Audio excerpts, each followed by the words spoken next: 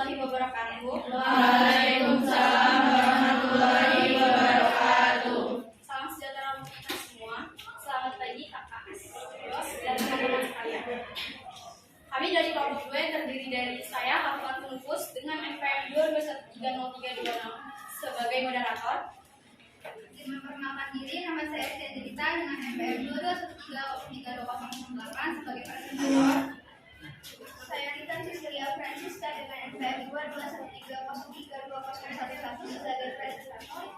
Saya Nuraini Triana dengan NPM 22130320111. Saya Metosari dengan NPM 2213 Saya Muhammad Fitri NPM 2213. Hari ini kami akan mempresentasikan makalah kami yang berjudul Bangsa dan Negara. Untuk materi pertama bisa dijelaskan oleh materi pertama. Baik, saya akan menjelaskan materi tentang pengertian bangsa. Bangsa adalah sebuah kelompok orang. Pengertian bangsa. Bangsa adalah sekelompok orang yang memiliki adat istiadat, asal-usul, bahasa, dan sejarah yang sama serta berkepemimpinan sendiri. Bangsa sendiri ialah sebuah kelompok yang terdiri dari sebuah kelompok orang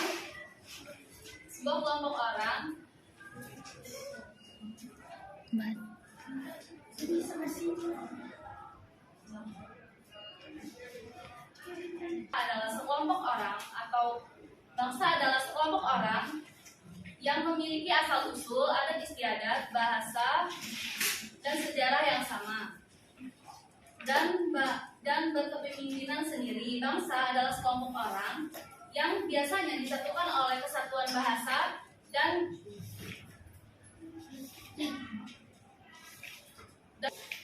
wilayah tertentu di bumi. Terima kasih Meta atas penjelasannya. Untuk materi selanjutnya materi kedua. Di sini saya sebagai presentator kedua akan mendefinisikan pengertian negara. Menurut Kamus Besar Bahasa Indonesia, pengertian negara dibagi menjadi dua. Yang pertama, negara adalah suatu organisasi yang memiliki tingkat kekuasaan tertinggi dan ditaati oleh masyarakat. Yang kedua, negara adalah suatu kelompok sosial di bawah organisasi, lembaga, partai politik, dan juga pemerintahan yang berdaulat. Selain itu, pengertian negara juga didefinisikan oleh beberapa ahli, seperti Roger yang menyatakan bahwa pengertian negara adalah alat untuk mengatur persoalan-persoalan bersama masyarakat. Kemudian Max Weber yang mengatakan bahwa negara adalah suatu masyarakat yang memiliki hak monopoli dalam penggunaan kekuasaan fisik secara sah di dalam suatu wilayah. Terima kasih. Terima kasih penjelasannya Esti. Untuk materi selanjutnya akan dibacakan oleh kita sendiri. Selanjutnya adalah unsur-unsur terbentuknya negara. Jadi unsur-unsur terbentuknya negara itu terbagi menjadi 4. Yang pertama, wilayah. Yang kedua, rakyat. Yang ketiga, pemerintah yang berdaulat. Dan yang keempat adalah pengakuan dari negara lain. Untuk wilayah itu terbagi menjadi 2. Yang pertama, wilayah daratan dan lautan. Rakyat adalah kumpulan manusia yang hidup bersama dalam suatu masyarakat penghuni suatu negara. Meskipun mereka ini mungkin berasal dari keturunan dan memiliki kepercayaan yang berbeda. Yang ketiga adalah pemerintahan yang berdaulat. Dalam arti luas, pemerintah adalah gabungan dari semua badan kenegaraan, yaitu eksekutif, legislatif, dan yudikatif yang berkuasa pemerintah di wilayah suatu negara.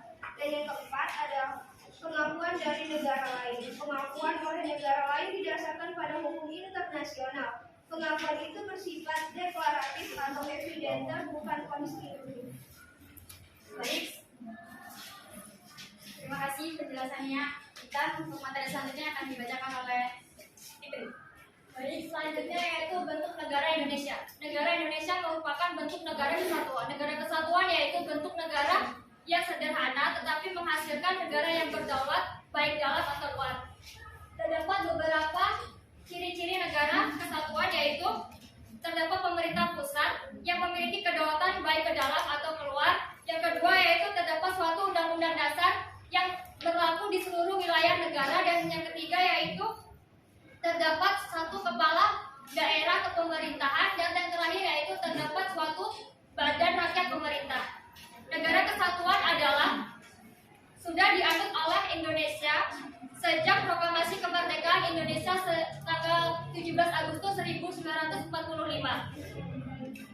Negara kesatuan adalah bentuk negara yang sifatnya tunggal dan tidak tersusun atau terbagi dari beberapa negara yang memiliki kedaulatan dan kewenangannya berada pada pemerintahan pusat. Hal ini sesuai dengan pasal 1 ayat 1 Undang-Undang Dasar 1945 yang berbunyi negara kesatuan Indonesia yaitu berbentuk republik. Dan ayat kedua yaitu kedaulatan berada di tangan rakyat dan dilaksanakan menurut Undang-Undang Dasar. Kedaulatan berada di tangan rakyat artinya Indonesia memanut sistem demokrasi yang dalamnya menjalankan pemerintahannya. Terima kasih penjelasannya Fitri. Untuk materi selanjutnya akan dijelaskan oleh Iman.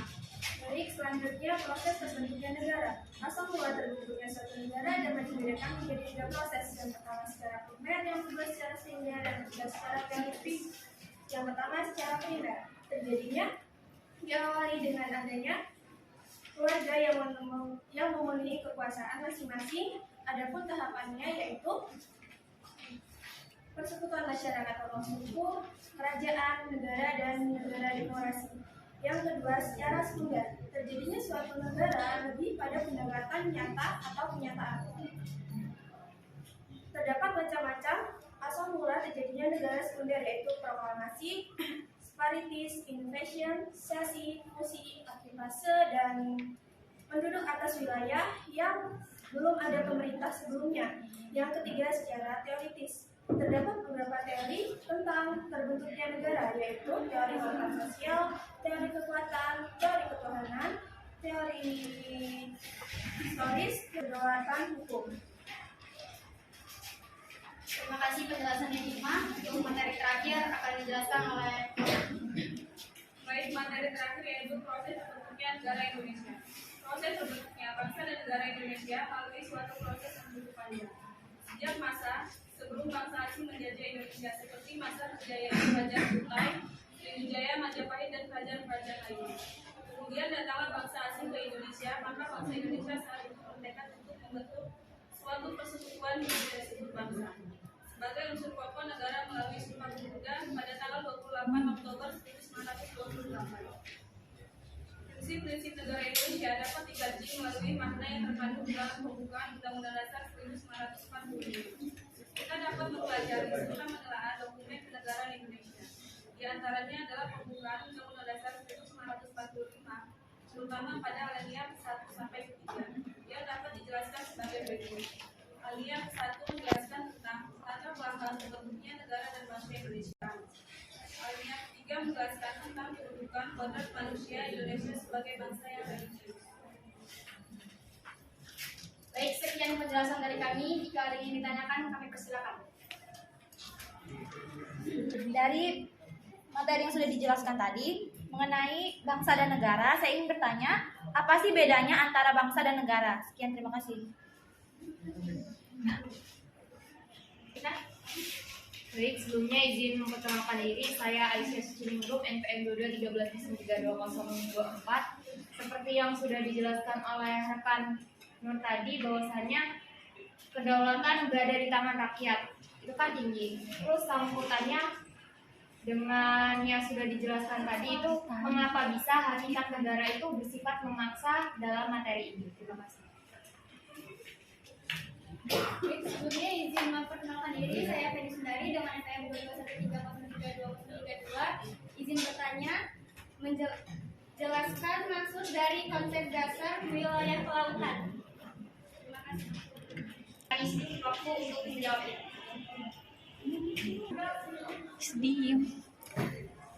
Terima kasih untuk teman-teman semua pertanyaannya. Di sini kami untuk menjawabnya. Silakan untuk peserta menjawab pertanyaan dari Rosia. Pertanyaannya, apa bedanya bangsa dan negara? Jawabannya, perbedaan negara merupakan suatu organisasi besar yang teratur, sementara bangsa hanya sekumpulan memiliki legitimasi dalam mengatur dan memaksa masyarakat, sementara bangsa tidak.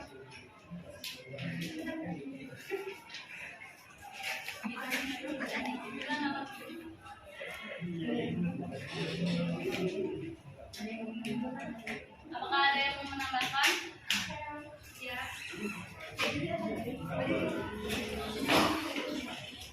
Jadi bisa menambahkan jawaban dari Metavari. Tadi mereka bilang bangsa adalah sekumpulan masyarakat, kan? Nah, di sini saya mau menambahkan bahwa rencana kumpulan masyarakat yang membentuk negara disebut sebuah bangsa. Dan dapat disimpulkan bahwa pada dasarnya bangsa adalah rakyat yang telah mempunyai kesatuan tekad untuk membangun masa depan bersama. Terima kasih. Kita bahas lagi. Jika tidak ada, kita akan selanjutnya untuk menjawab pertanyaan yang kedua. Akan dijawab oleh Nuraini. Baik, tadi pertanyaan dari saudari Cia yaitu salah satu unsur terbentuknya negara adalah lautan. Apa yang maksud dari konsep dasar wilayah lautan?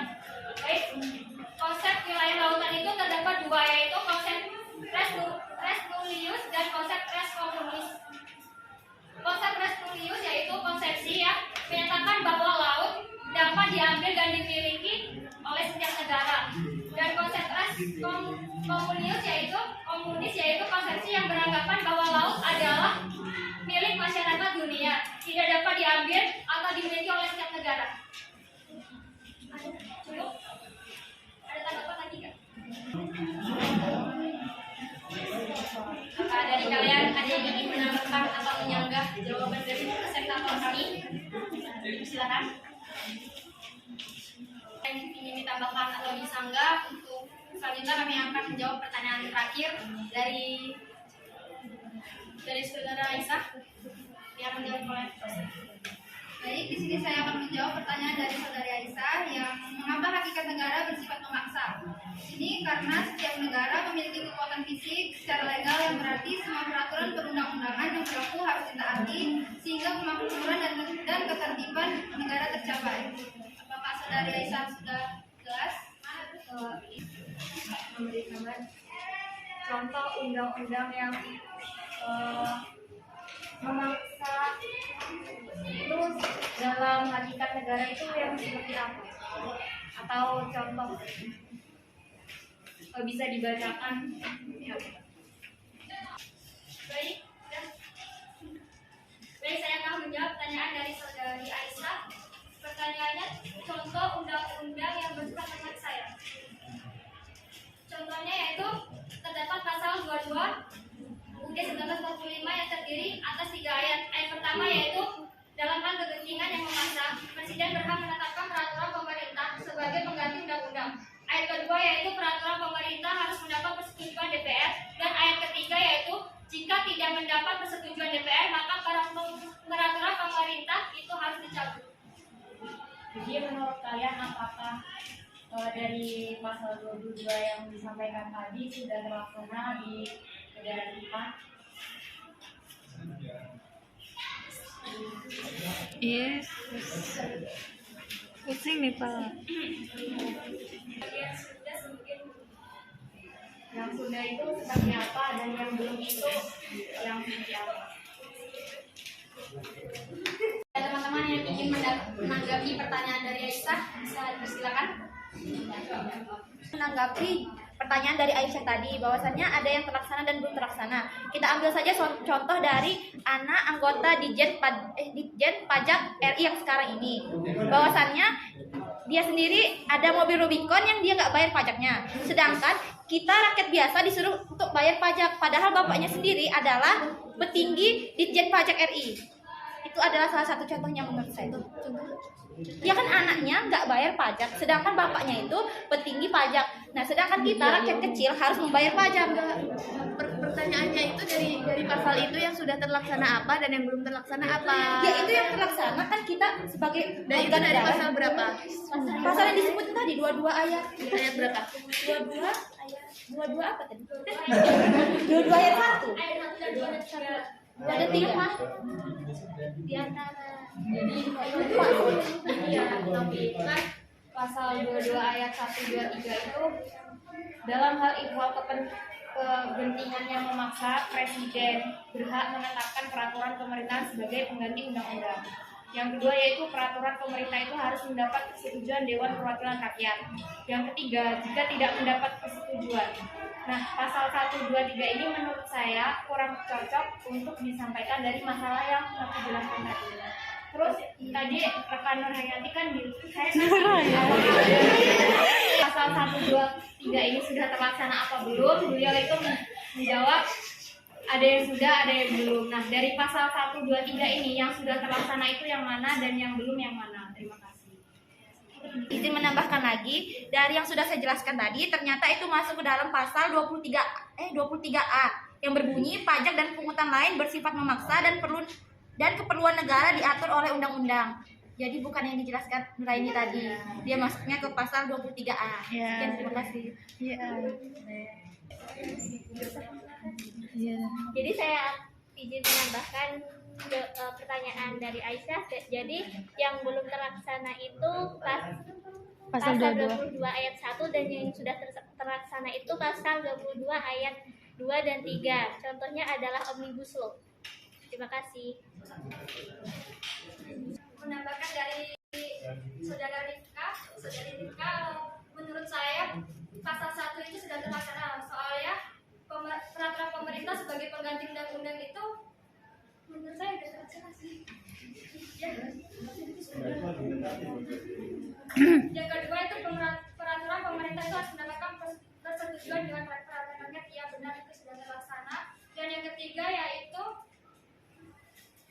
jika tidak mendapat persetujuan maka peraturan pemerintah harus dicabut.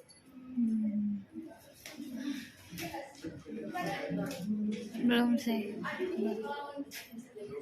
Itu kalau menurut saya itu belum pasal 3. Udah.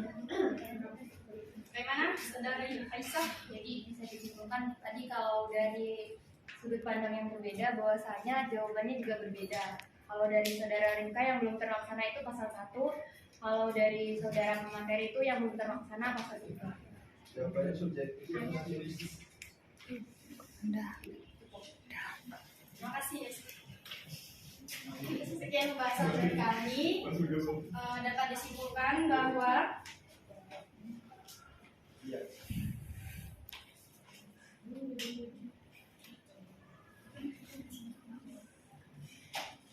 konsep bangsa memiliki dua pengertian, yaitu bangsa dalam pengertian sosiologis antropologis dan bangsa dalam pengertian politis. Negara adalah suatu wilayah di permukaan bumi yang kekuasaannya baik politik, militer, ekonomi, sosial maupun budayanya diatur oleh pemerintahan yang berada di wilayah tersebut. Secara umum dalam konsep teori modern dan negara terbagi ke dalam dua bentuk, negara kesatuan dan negara serikat. Sifat negara secara umum yaitu sifatnya memaksa, memonopoli, dan sifat mencakup semua. Sekian dari kami. Terima kasih atensinya teman-teman. Kami akhiri. Wabillahi taufiq wal hidayah. Wassalamualaikum warahmatullahi wabarakatuh. Waalaikumsalam warahmatullahi wabarakatuh.